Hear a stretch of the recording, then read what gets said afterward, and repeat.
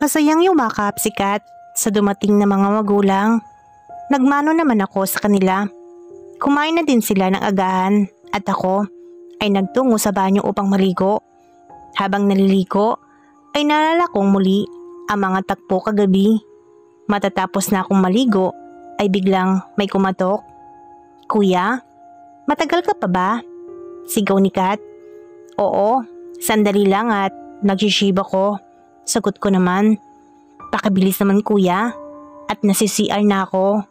Hiyaw niyang muli. Pagbukas ko ng pinto ay nakita kong namamalipit nga si Kat. Naka-short lang to at nakasampay sa balikat ang aking tuwalya. Ayun, natapos din. "Thank you kuya ha," wika ni Kat. At nabigla ko nang bigla siyang pumasok sa CR ay umawak pa siya sa aking katawan na may tingin na nangaakit. "Grrr," sabi ko sa aking sarili. Ngunit kailangan ko magpigil ngayon dahil nandito ang kanyang mga parents at kapatid na lalaki. Nang tanghalian na ay napagkasunduan ng pamilya niya na kami ay mag-outing. "Bogart, madami ka bang project?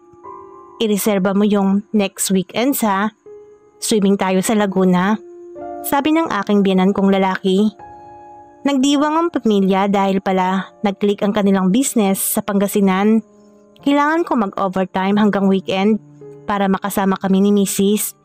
Pinaliwanag ko naman ito sa kanya na gagabihin ako ng ilang araw para matapos lahat ng due na project ko this week. Sumang-ayon naman si Mrs.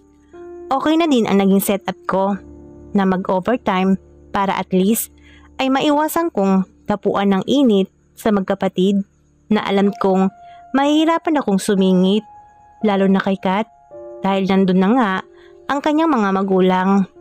Miyerkules ay alas 9 ng gabi nang ako'y nakauwi. Nakainom din ako sa overtime sa Makati bago tumiretso sa bahay, pero isang bote lang naman. Pagdating ko sa bahay ay naabutan ko si Kat sa harap ng computer. Ganun pa rin, tila pinagmamasdan niya ang mga larawan ng mga foreigner, pero this time ay hindi niya mini-minimize ang window. Tila at kampante pa ito. "Hello, bakit gising ka pa?" sabi ko sa kanya. Sabi ni ate, "Wait daw kita eh," sagot niya sa akin. Naka-Indian seat siya sa upuan sa harap ng PC at paglapit ko, naaninag ko ang kanyang katawan. Bigla siyang tumayo at pinatay pa rin ang PC. "Kuya, amoy alak ka ha?"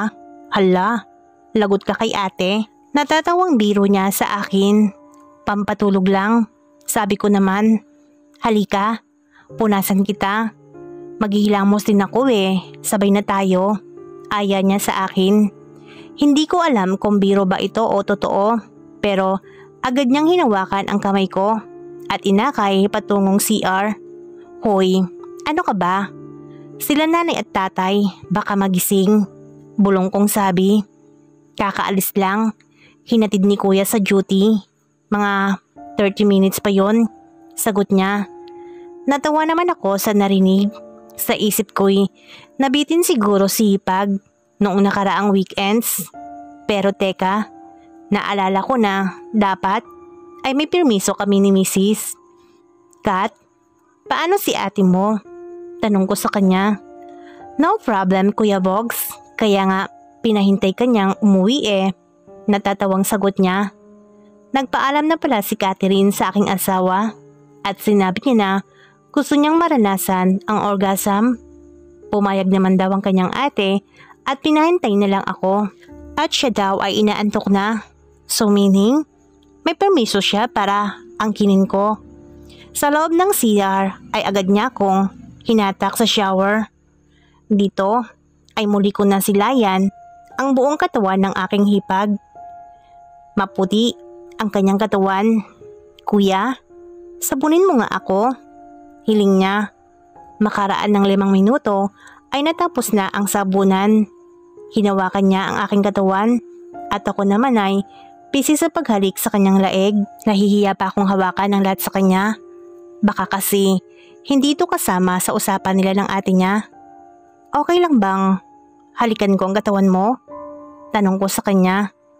Walang kibo ay ibinigay niya ang kanyang katawan sa aking bibig. Hudyat yun na payag siya. Kat, okay ba ito sa ate mo? Tanong kong muli. Tumingin sa akin ang aking hipag at inabot ang kanyang labi sa aking labi. Sariwang-sariwa ay kanga. Sa pagkakataong ito, siya naman ang humalik ng maliliit sa aking katawan at inumpisahan akong pasayahin. Hindi ko alam kung mapapasigaw ba ako o kung saan ko ibabaling ang aking ulo dahil sa sayang ginagawa sa akin ni Kat. Makaraan ng ilang minuto, gusto ko nang angkinin ang aking hipag. Handang-handa na siya, kaya tumalikod ako sandali at kinuha ko ang proteksyon para hindi siya mabuntis. Kuya, okay na-enjoy kong ginagawa mong pag-anggin sa akin. Masayang wika ng aking hipag. Habang inaangkin ko siya, ay biglang nag-ring ang phone sa sala. Napahinto ko sa pag-angkin sa kanya. Narinig kong sinagot ni Inday ang phone at magulang ni Kat ang kausap. Paparating na pala mga ito at naihatid ng kapatid sa duty. Buksan lang daw ang gate para hindi na bumusina at nakakahiya sa kapitbahay. Nakabuti naman sa amin ang tawag na yon para kaagad ay makapagbihis na kami. Subalit parehas kaming nabitin dahil parating na nga ang kanyang mga magulang. Tuloy na lang natin next time, Kat. Sambit ko sa kanya na halatang nadismaya sa pagkabitin. Minabuti naming di ituloy baka mahuli kami ng kanyang mga magulang. Araw ng Sabado, kami ay tutulak patungong Laguna para sa outing ng pamilya. Nagrent ng isang bahay na may private pool ang aking biyanan para makapag-relax at magsaya. Sa biyahe ay mahiluhin pa rin si Mrs. Sakay ng kanilang van ay sa bandang likod kami na upo. Si Angel sa bintana, ako ang katabi, si Kat at ang biyanan kong babae sa gitnang row. Kapatid niyang lalaki ang driver at sa harapan din si biyanan kong lalaki. Habang nasa skyway kami ay lumipat si Kat sa likod kung saan kami ni Mrs. ay nakaupo. Kuya Bogs, ano ba itong app na ito? Si Kat, sabay lipat ng upuan. Pagtingin ko sa iPhone niya, ay text message ang nakasulat. Nagiinit ako sa iyo kuya. Yun ang nakalagay sa message. Nanlaki ang mata ko sa nabasa. Palusot lang niya pala ang pagpapaturo ng app. Ngumiti lang ako at pinagbigyan ng ihipag. Tinignan ko si Mrs. at himbing sa pagtulog. Ilang araw na rin ako nabakante sa isip-isip ko. Itatats lang ba ang icon na ito? Wika ni Kat sabay tats sa aking katawan. Hindi. Dapat slide mo muna. Balik ko naman sabay slide ng mga kamay niya na tila ba pinapasaya niya ako. Nakatingin ako sa harap habang busy si hipag sa app niya. Hindi halata ang ginagawa niya dahil nasa likod kami at lahat ay nakatingin sa daan. Bumawi naman ako sa ginawa ni Kat. Marahang inikot kong isang kamay ko sa likod niya. Saktong naabot ko ang kanyang likuran. Parang nakasandal siya sa akin at ang kamay ko ay nasa kanyang likuran. Malakas ang loob ko dahil may iaalis ko yun kung sakali mang tumingin ang binan kong babae sa likod. Hanggang marating namin ang Laguna ay hawak ko pa rin ang katawan ng aking hipag. Pagbaba namin ay pasimple ko tong ninitian at gumanti naman ng ngiti ang aking hipag. Ang bahay na nirentahan sa Pansol ay may 2 kwarto lamang.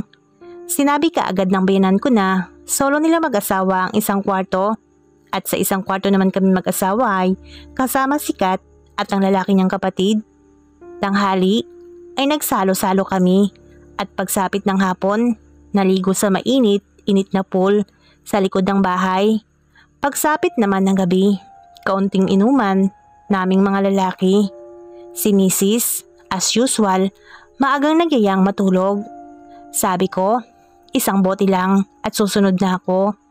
Naiwan si Kat na naliligo pa rin sa pool at ang kapatid niya ngayong busy sa laptop sa tabi ng pool. Humiga ako sa tabi ni Mrs. at napaisip na naman. Naalala ang mga tagpo kanina sa pool. Nakatupis si Kat na kulay itim at pasulyap-sulyap ito sa akin. Nagtatama din minsan ang aming mga mata na tila nagsasabing, humanda ka mamaya. Habang nag-i-imagine ako, nakakaramdam ako ng init sa aking katawan. Hinaplos ko ang aking asawang natutulog. Nagulat ako nang biglang may tumapik sa akin. Hoy, ano yan ha? Sikat pala ang tumapik. Wala. Pampatulog lang. Biro ko naman. Magsha-shower na pala siya at tapos na daw mag-swimming. Gusto mo? Tulungan kita? Natatawang biro niya sa akin. Naku, baka pumasok na rin ang kuya mo. Sabi ko naman, hindi na raw matutulog sa loob ang kuya niya. Nagpasya daw itong sa sala na lang matulog at malamig naman daw doon. Halika na kuya, samahan mo na ako mag-shower. Hiling ni Kat na may halong pangaakit sa mga mata. Subalit pagbangon ko ay nagising si Mrs. Sis ha, ikaw na yata nagyayaya ngayon.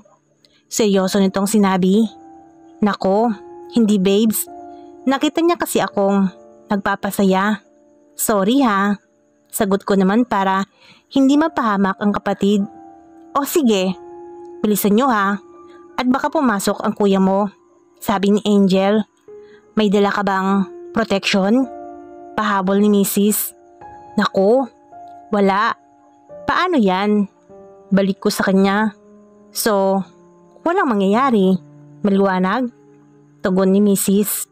So, sa tinginan ay nagkasundo kami ni Kat na walang angking magaganap kundi pagpapasaya lamang dahil natatakot ang ate niya na baka mabuntis daw siya. Nagtanggal ng tapis ng tuwalya si Hipag at ako naman ay sumunod sa banyo. So paano? Walang mangyayaring pagniniig.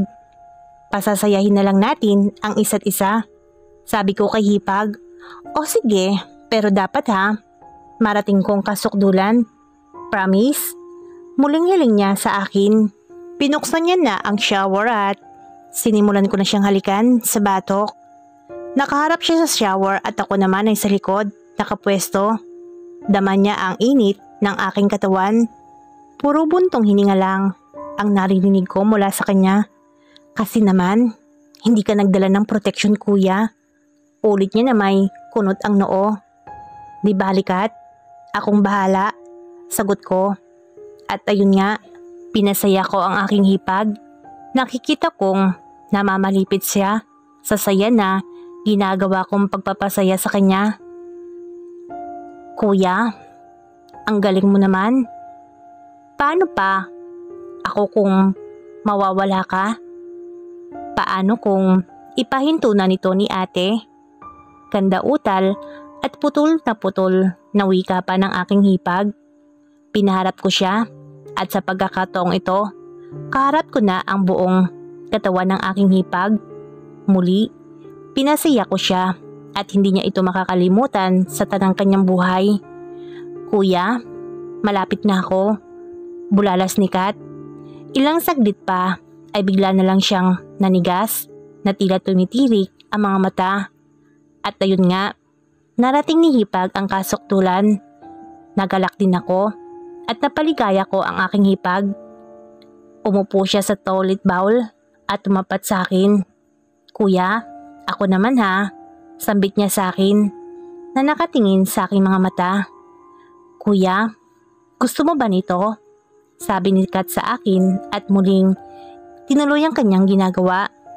Ilang ulit pa ay nararamdaman kong malapit ko nang marating ang kasukdulan. Naalala ko na uminom naman ako ng alak kaya't sinabi ko kaagad na sa kanya, Kat, ayan na ako. Sambit ko nang marating ko na ang kasukdulan. Natapos ako at nagayos na kami ng sarili. Nauna akong lumabas at naiwan pa siyang nagtututbrush.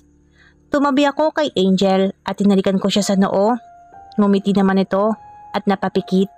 Ilang sandali pa ay lumabas na rin si Kat sa CR. Good night kuya, sabay kindat sa akin ni Hipag. Napakasarap ng tulog ko noon at natikman ko na namang muli ang aking hipag. Kinabukasan ay nag-swimming kaming muli at bago sumapit ang tanghali ay nag-impake na rin kami. Pabalik kami ng Maynila. Simula ng araw na yon ay hindi na nagbago ang pakikitungo ni Kat sa akin, lalo na pag kaharap ang kanilang mga magulang. Kapag kami-kami lang ay minsan tuksuhan at nauuwi sa pagpapasaya. Hindi na naulit ang aming pagniniig dahil mahirap tumempo sa bahay. Makalipas ang 2 buwan, nanganak na si Mrs. Masayang masaya sa kanilang bahay dahil sa unang apo. Ako naman ay masaya na rin dahil makaka-score na ako muli sa aking asawa. Ngunit mali ako. Normal ang panganganak ng aking asawa. Alam ko masakit ito at iniintindi ko na lamang ang sitwasyon. Dahil dito, pinapayagan pa rin ng aking asawa ang kapatid niya para ako ay makarating sa kasukdulan. Ngunit walang pagniniig pa rin sapagkat hindi kaya ng pagkakataon. Naisipan ko na minsan ilabas si Kat at dalhin sa pribadong silid para maangkin kong muli ang sariwa niyang katawan. Dala ng nadagdagang gastos ay napagdesisyon naming mag-asawa na ako'y mag-abroad na muna. Swerte nang nakapasok ako agad sa Singapore bilang junior architect. Bago ako umalis ng Pilipinas ay nakaniig ko rin ang aking misis. Mainit ang aming muling pagniniig. Namiss ko ang pagniniig naming mag-asawa. Muli niyang ginawa ang mga ginagawa niya sa akin nung kami magkasintahan pa lamang. Halos araw-araw kami nagniniig ng huling linggong nalalabi ko sa Pilipinas. Ngunit isang araw, sa gitna ng aming pagniniig, "Ate," bulong sabay mahinang katok ni Kat sa pinto ng kwarto namin. Huminto muna kami sa aming ginagawa at pinuksan ang pinto. Pumasok si Kat at naupo sa gilid ng aming kama. "O sis, bakit? Gabi na ah, bakit hindi ka pa natutulog?" ani ni Mrs. "Ate, ilang araw na lang, aalis na si kuya," sagot ni Kat. Parang naawa si Angel sa kapatid dahil mula nung siya ay pwede nang makipagniig after manganak ay parang nawala na ang role ni hipag sa aking buhay. Ako naman ay napahaplos sa aking ulo nang sumagot si Mrs. "Hay, ang baby sis ko, halika nga dito," sagot ni Mrs. at hinayaan ang aking hipag na pasiyahin ako. "Namiss mo ba ito sis?" sabi pa ng aking asawa. "Oo ate," natatawang sagot ni Kat. Para mga bata namang pinagsaluhan na magkapatid ang aking kayamanan. "Ayan babe ha, natupad na ang pangarap mo," sabi ng aking misis. Napakaswerte ko talaga sa aking asawa dahil napakamaunawain niya at siya ang nagbigay ng aking kahilingan o aking pangarap. 2 araw bago ako umalis ay naulit muli ang pagniniig naming 3. Sinama namin si Kat sa isang drive-in motel sa Malati. Doon ay talagang bigay todo ang kanilang sigaw at ingay dahil solo namin at walang makakahuli sa amin.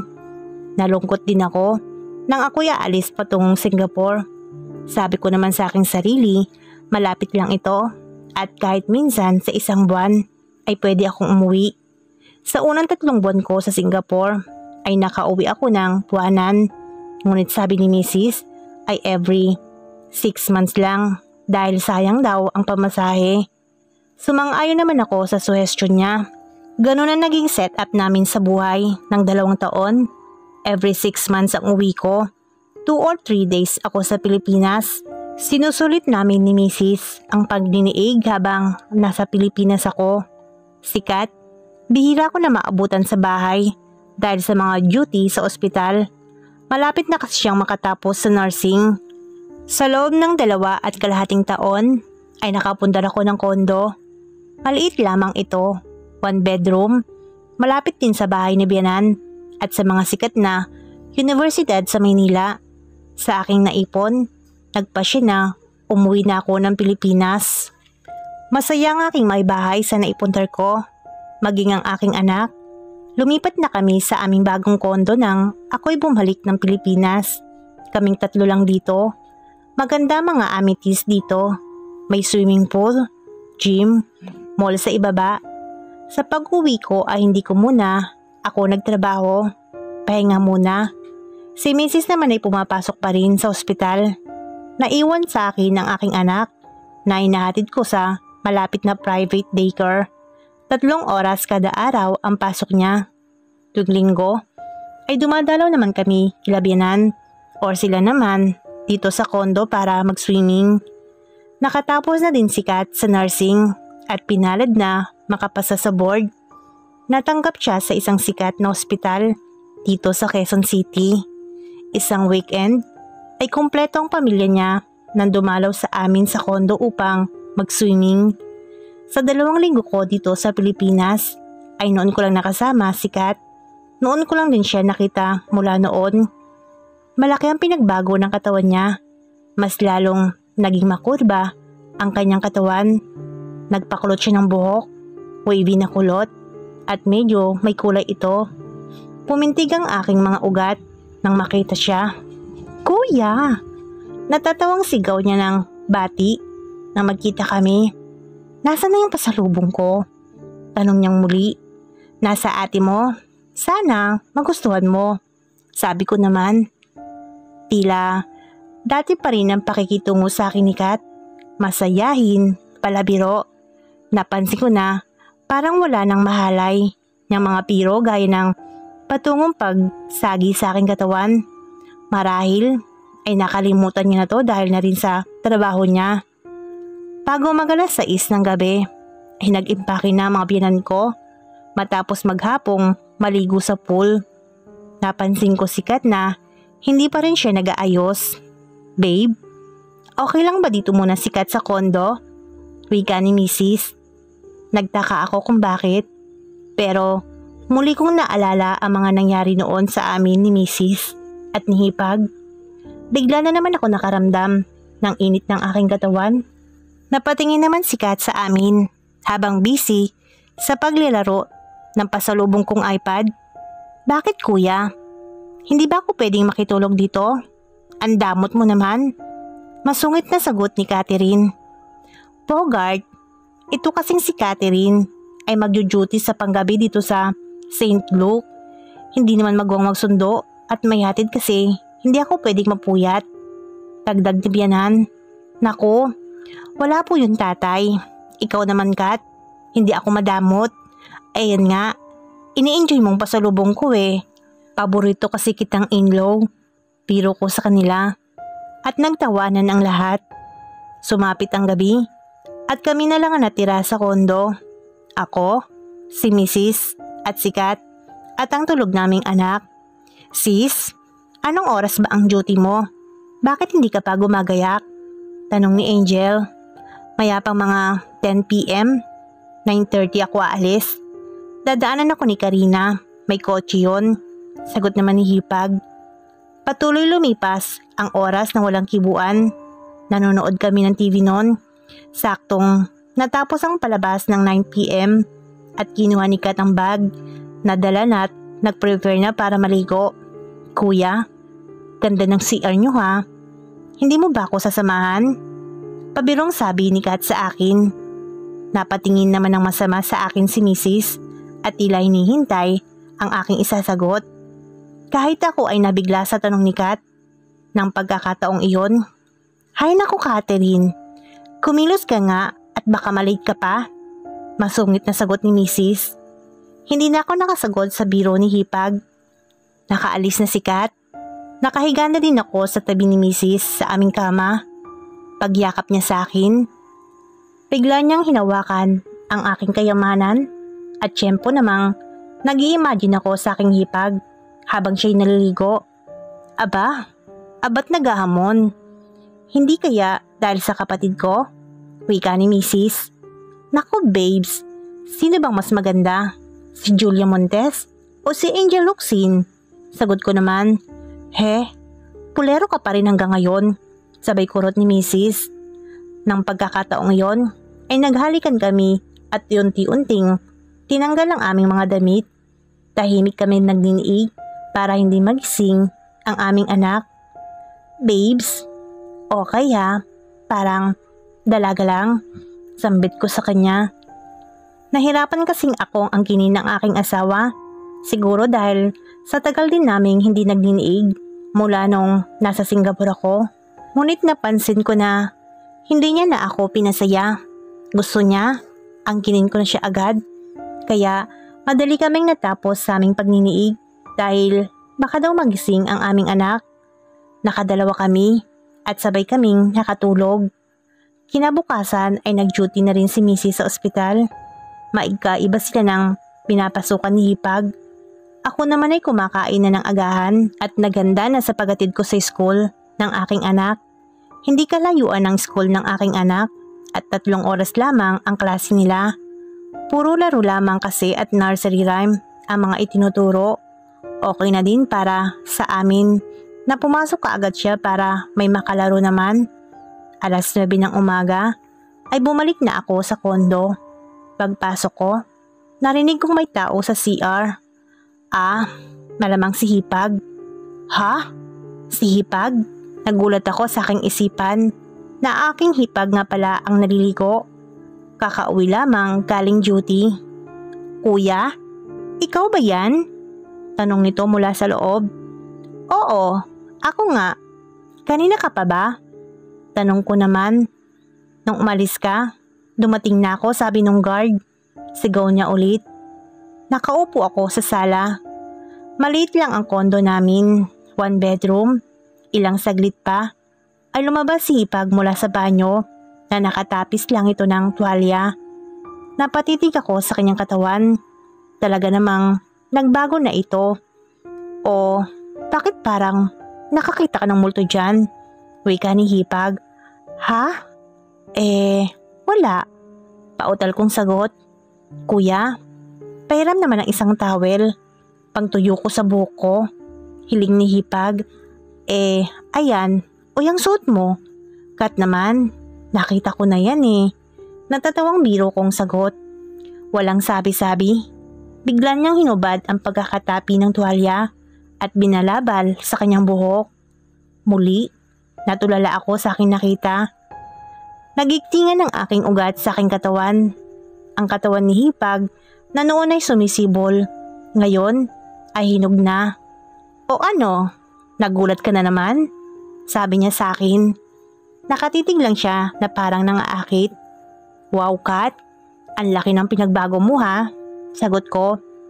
Akala ko ay may boyfriend na siya. Pero sabi niya sa akin ay wala. Nag-focus daw siya sa pag-aaral at trabaho. Lalo akong nakaramdam ng init sa sinabi niyang reason kung bakit siya wala pang boyfriend. Tila nagsasayaw pa siya habang walang saplot at tanging tuwalya lamang ang nasa kanyang buhok. Napatingin din siya sa akin pero iniiwas ko ang aking tingin sa kanya. Kuya, tumingin ka nga sa akin, sabi niya sa akin. At umupo siya sa akin tabi.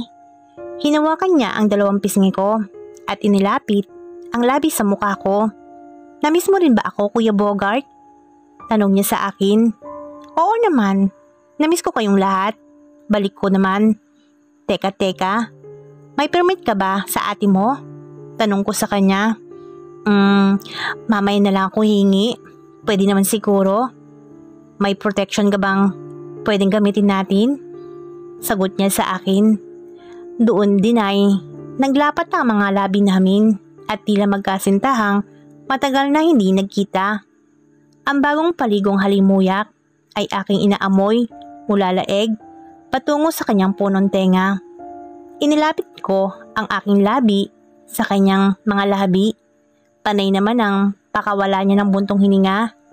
Sa bilis ng pangyayari o dahil sa pagnanasang nararamdaman namin, ay naramdaman ko na lang na pinapasaya ako ni Kat at sobrang nagugustuhan ko ang kanyang ginagawa at lalo pa itong gumaling. Habang pinapasaya ko ng Hipag ko, ay hindi ko naman maiwasang palakarin ang aking mga kamay sa kanyang katawan. Lalo kong ginanahan sa kanyang ginagawa. Gumaling talaga siya sa ginagawang pagpapasaya sa akin at hindi ko maikakailayon. Ako naman, Kat, hiling ko sa kanya. Sumunod naman si Hipag at naintindihan ang aking hiling. At doon, pinasaya ko rin ang aking hipag. Kuya, namiss ko yan, bulong ni Kat. At pinagbuti ko ang ginawang pagpapasaya sa aking hipag. Kuya, ako nang bahala sa iyo. Ako magtatrabaho para sa iyo, hiling niya sa akin. Nagparaya ako at hinayaan siya sa gusto niyang mangyari.